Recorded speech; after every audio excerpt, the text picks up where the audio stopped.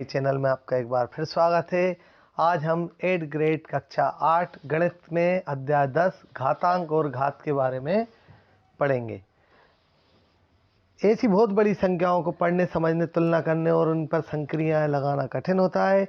ऐसी संख्याओं को हम सरलता से पढ़ने, समझने और तुलना करने के लिए हमें घातांकों का उपयोग करना पड़ता है। जैसे हमें लिखा है 5 की घात 6। 5 की घात 6 का अर्थ होता है आधार 5 है और घात 6 है। 5 की घात 6, आधार 5 और घात 6। तो 5 को हम 6 बार लिख सकते हैं। इस प्रकार हम घातांक और आधार और घातांक के बारे में पढ़ सकते हैं। अपन एक किसी भी राशि की यदि ऋणात्मक घात यदि सम संख्या में आए, जैसे कि ऋण 1 की घात सम संख्या आए तो धन की होती है, क्योंकि हम जानते हैं ऋण 1 और ऋण 1 दोनों का गुणा ऋण और ऋण धन होता है। तो जब भी ये सम घात में आएगी, जैसे ऋण 1 की घात 2, 4, 6, 8, तो हमेशा धनात्मक राशि आएगी। और यदि ये विषम संख्या होगी तो घात ऋण में आएगी। इसी प्रकार हम यदि आगे बढ़ते हैं तो घातांक के कुछ नियम होते हैं, जिनमें जैसे पहला नियम होता है जब आधार समान हो और गुणा का चिन्ह हो तो आधार एक बार लिख देते हैं और घातें आपस में जुड़ जाती है। और यदि भाग का चिन्ह हो, आधार समान हो और भाग का चिन्ह हो तो घातें घट जाती हैं। तो इसी प्रकार घातांक के हम यदि कुछ नियम पढ़ें तो उससे हम घातांक के सवाल करने में हमें बहुत सरलता हो जाती है। इसी प्रकार जब घात के ऊपर घात होती है तो घातों का आपस में गुणा हो जाता है। समान घात वाली घातांकों वाली घातों को हम करते हैं तो उनका आपस में गुणा करते हैं। किसी की भी घात 0 हो तो उसका मान 1 होता है। यदि समान घातांकों वाली घात के विभाजन करना है तो हम घात एक बार लगा देते हैं, x बटे y पूरे की घात n।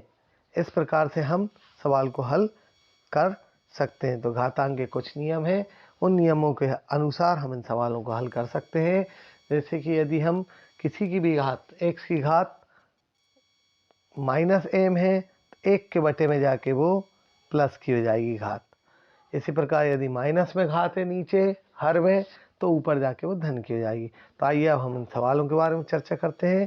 पहला प्रश्न दिया हुआ है -1 की घात 16। तो हम जानते हैं जब सम संख्या आती है तो काय का चिन्ह आता है, धनात्मक चिन्ह आता है। तो इसका सही उत्तर होगा बी प्लस का 1।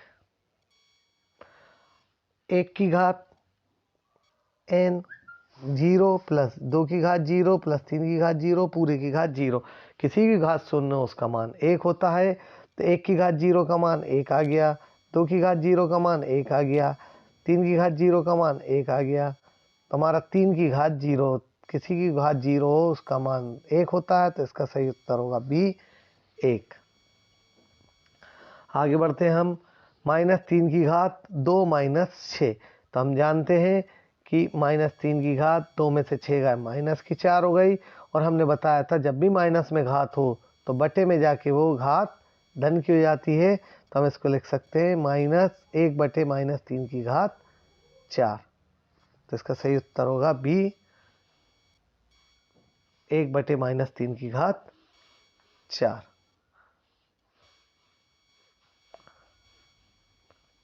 चौथा प्रश्न -3 बटे 8 की घात -5। तो हम जानते हैं कि माइनस में घात है तो ये अंश हर में चला जाएगा, हर अंश में चला जाएगा। तो इसका उत्तर हो जाएगा प्रश्न 3.02 गुणित 10 की घात -5 का सामान्य रूप होगा। तो 3.02 गुणित 10 की घात -5, -5 है तो बटे में जाके वो प्लस की हो जाएगी। तो 3.02 बटे 10 की घात 5। तो 1 2 3 4 5 कितनी जीरो आ गई? 5। तो जब हम इसको हल करेंगे तो इसके आगे भी कितनी जीरो दशमलव अंक होना चाहिए? 5 अंक। तो हम उतनी जीरो बढ़ा देते हैं। तो हमने यहाँ पर किया हल। तो 1 2 3 4 5। तो इस दशमलव को हम कहाँ पहुँचा देंगे? 1 2 3 4 और 5। तो इसका उत्तर होगा 0.0000302 सी सही उत्तर है। छठवां प्रश्न, हम सबसे पहले सूत्र को जानते हैं। यदि माइनस में घात हो तो 1 के बटे में जाके वो प्लस की जाती है। तो मैंने बोला 4 की घात -3 का मान ज्ञात कीजिए। तो 1 के बटे में गए 4 की घात 3, 4 को 3 बार लिखा, 4 चुकू 16 चुकू 64। तो इसका सही उत्तर होगा 1/64। बी वाला प्रश्न है 1/3 की घात -4, तो ये हो जाएगा 3/1 की घात 4। तो हम इसको हल करेंगे। 3 की घात 4, 3 त्रिका 9, तिया 27, तिया 81। सही उत्तर होगा इसका 81। सातवां प्रश्न, सरल कीजिए, उत्तर को धनात्मक घातांक में बदलिए। हम जानते हैं आधार समान हो, गुणा का चिन्ह हो तो घातें आपस में जुड़ जाती हैं। तो -2 की घात, इनको जोड़ेंगे तो 7 - 10, 7 में से 10 गए तो -3, -3 में घात है तो बटे में जाके राशि प्लस की जाएगी घात। तो -1/2 की घात 3 हल करेंगे, 2 दूनी 4 दूनी 8। तो इसका सही उत्तर होगा -1/8। 5 की घात 3 भाग्य 5 की घात 7। तो हमने इसको हल किया, आधार समान है, घातें आपस में भाग का चिन्ह है तो घट जाती हैं। 3 में से 7 गए -4, तो बटे में जाके 1/5 की घात 4 हो जाएंगे। मानक रूप में व्यक्त कीजिए। हम जानते हैं मानक रूप में जब हम व्यक्त करते हैं तो एक अंक के बाद दशमलव होना चाहिए। तो 6872 को हम जब मानक रूप में बदलेंगे तो 6872 में हमें 0.6 के बाद चाहिए 1 2 3। तो हम जब 1000 से भाग देंगे तो 1000 से हमें क्या करना पड़ेगा, गुणा। तो 1000 से जब हमने भाग दिया तो दशमलव यहाँ आ गया। तो इसका उत्तर हो जाएगा 6.872 गुणित 10 की घात 3। ऐसे 27,300 में हमें 1 2 3 4 अंक के पहले दशमलव चाहिए। तो 10 की घात कितनी हो जाएगी, ये 4। आगे बढ़ते हैं हम। प्रश्न नंबर 9, सरल कीजिए। तो हम जानते हैं जब आधार समान हो तो गुणा में घातें जुड़ जाती हैं और भाग में घातें घट जाती हैं। तो 2 की घात -3 गुणित 4 की घात -4 को हम 1/4 लिख सकते हैं। इसको 1/2 की घात 3 लिखे तो प्लस में आ गई, 1/4 लिख दिया, भाग्य 2 की घात 6। तो हम 2 की घात 3 को वैसे लिखेंगे 1/2 की घात 3 को, 4 को हम 1/2 की घात 2 लिखेंगे और भाग में हमारे 2 की घात 6। नीचे हमने देखा आधार समान है, गुणा में घातें जुड़ जाएंगी तो 2 की घात 5 हो गई। और जब हम भाग का चिन्ह है तो इसको हल करेंगे, 2 की घात 5 ऊपर गए तो 2 की घात -5 भाग्य 2 की घात 6। हल करेंगे 5 और 6 11 हो गए। माइनस में घात है तो नीचे जाके वो काय की हो जाएगी, प्लस की। तो इसका सही उत्तर हो जाएगा 1/2 की घात 11। आगे बढ़ते हैं 10वां प्रश्न, मान ज्ञात कीजिए। 2 की घात 0 धन 3 की घात -1 गुणित 3 की घात 2। तो हम जानते हैं किसी की घात 0 उसका मान 1 होता है। तो 2 की घात 0 का मान हमने रखा 1, 3 की घात -1 है तो 1/3 हो गए, 3 की घात 2 अपनी जगह पर। हमने लघुत्तम लिया तो बटे में 1 मान लिया, 3 एकम 3 और 1 4/3। 3 की घात 2, 3 त्रिका होगा 9, 3 से 3 कैंसिल हो गए, 3 और 1 4, 4 तिया 12। तो इसका सही उत्तर होगा 12। प्रश्न क्रमांक 11, 1/5 की घात -2।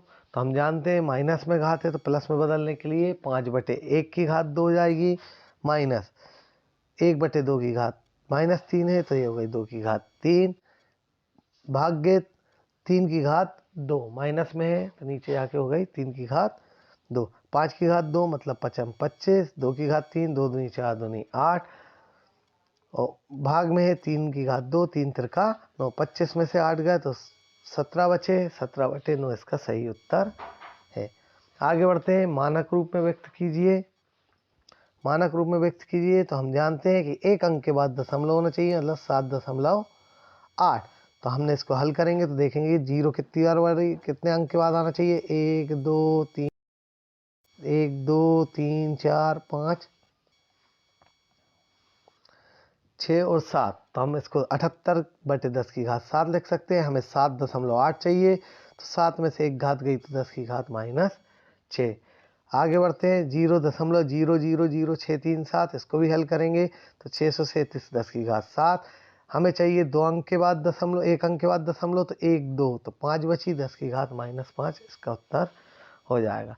सरल कीजिए। 25 गुणित टी की घात -4, 5 की घात -3 गुणित 10 गुणित टी की घात -8।